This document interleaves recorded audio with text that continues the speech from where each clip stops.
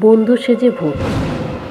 মাঝরাতে দরজার কড়া নাড়ার শব্দে ঘুম ভেঙে গেল।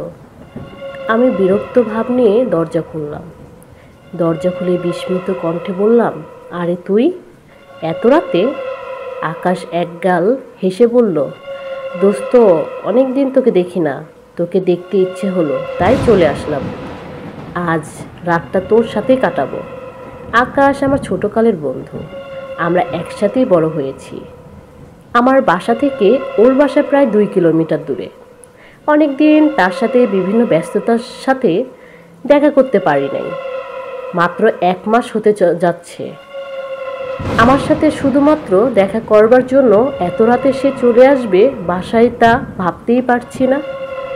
এ না হলে বন্ধু, তুই কি বাহিরে দাঁড়িয়েই থাকবি?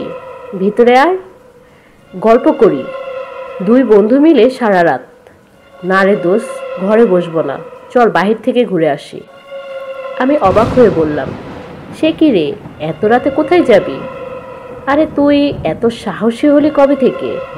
কিছুদিন আগেও না সন্ধ্যার পর তুই ভূতের ভয়ে বাসায় বাহির হতি না? এখন কি আর সেই দিন আছে? চল বাহিরে চল। আকাশ একগাল হেসে উত্তর দিল, আকাশে কি সুন্দর চাঁদ উঠেছে, তাই না রে আকাশ?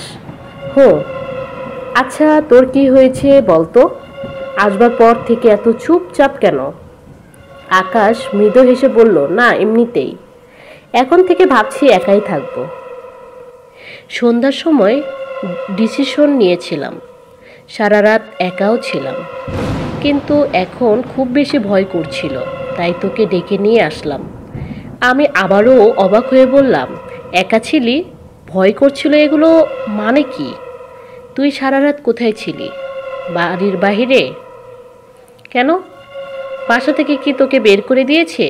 না রে, বাহির করে নাই। আর বাহির করবে কেন? আমি নিজেই বের হয়ে এসেছি। কেন? আকাশ আমার হাত ধরে বলল, দোষ, আমার বাসায় একটু যাবি? আম্মু আমার জন্য খুব কাঁদছে, আম্মুকে একটু বলে দিয়ে আসবি আমি ভালো আছি, খুব ভালো আছি, আমার জন্য যেন কান্নাকাটি না করে। আমি অবাক হয়ে বললাম, আমি তো তোর কথাবার্তা কিছুই বুঝতেছি না, কি সব বলছিস? বাসা থেকে কেন বের হয়ে এসেছিস? কি হয়েছে?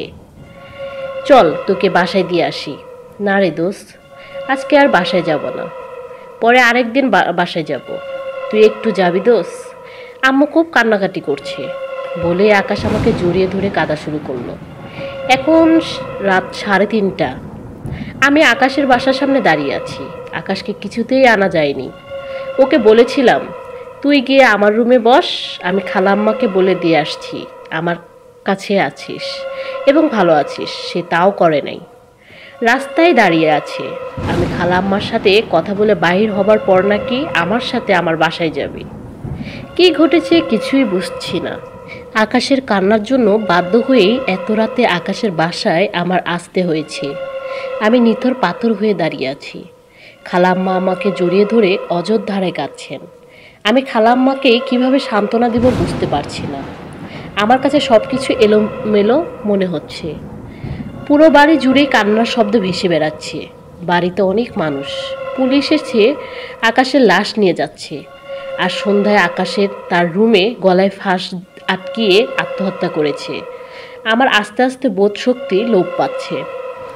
আমি কি শুনছি? আমি তাহলে এতক্ষণ কার সাথে ছিলাম? আকাশেই তো তার বাসায় আমাকে আসতে বলল। আকাশের লাশটি পুলিশের গাড়িতে তোলা হচ্ছে। শেষবারের মতো আকাশকে দেখলাম আমি। আমার সমস্ত পৃথিবী দুলে উঠল। মনে হচ্ছে সব কিছু দুলছে। চোখের সামনে সবাই আস্তে আস্তে দূরে সরে যাচ্ছে। আমি আস্তে আস্তে অন্ধকার একটা জগতে হারিয়ে যাচ্ছি।